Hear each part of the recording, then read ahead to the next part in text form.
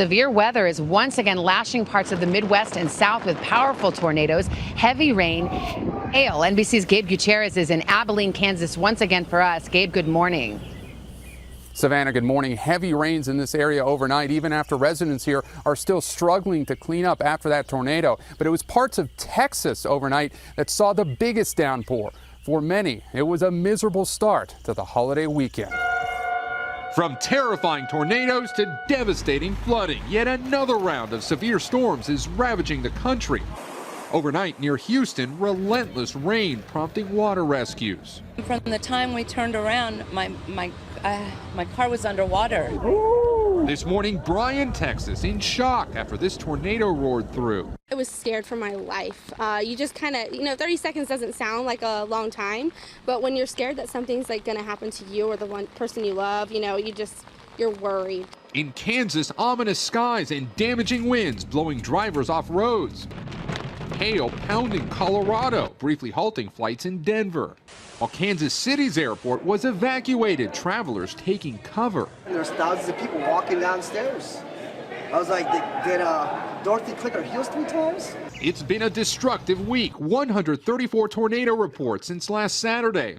This 360 video, an extremely rare glimpse inside a storm that rocked Kansas. The ferocious twister barrels through, swallowing the camera. Tracy firefighters, attention to big rescue in Horse Cave at the Hidden River Cave. In Kentucky, 19 people rescued after being trapped by neck-deep floodwaters in a cave. Dave Foster helped lead the Clemson University students and their tour guides to safety. The water roaring through the cave was just making a thunderous noise the whole way out.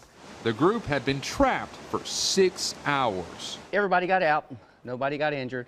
Everybody's a little cold, a little bit scared, but everybody got out safe. Here in Kansas, hail and damaging winds are possible later today, as well as the potential for flooding through tomorrow. Matt, Al, back to you. Gabe, thank you very much. Starting to sound a little like a broken record. Yeah, we were talking about this yesterday. We were really concerned about this system, and it has unfortunately come to fruition. And we've got more still going on. We've got a dangerous situation going on right now in eastern Texas on into western Louisiana. We have the severe thunderstorm watches in effect. We also have flood watches and warnings as well as these heavy thunderstorms just train on top of the region. And so as we watch today, we are looking at, again, for today, severe weather, 11 million people at risk for severe storms, large hail, damaging wind. In fact, some areas already have picked up 10 to 12 inches of rain. Some areas in parts of West Texas, East Texas, picking up 17 inches. Well, look what happens over the next 24 hours. Flash flood watches for over 12 million people, flash flood warnings for at least another 1.5 million just about. And we're looking anywhere from 3 to 5 inches of rain out of this. So flooding will continue to be a problem, probably on into tomorrow and possibly Sunday morning as those floodwaters finally start to recede. All right, buddy. Thank you very much.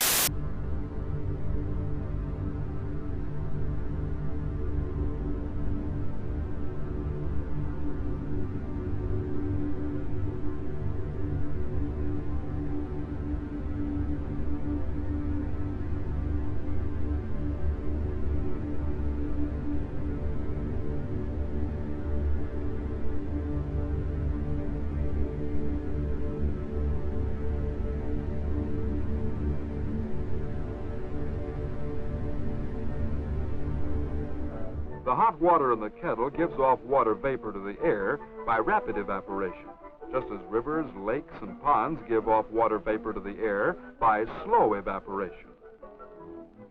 As the hot water-filled air hits the colder air near the ice tray, the water vapor turns into clouds of tiny water droplets floating in the air, condensation. When the air is quite cold and cannot hold any more water droplets, they collect together to form larger drops, as on the ice tray.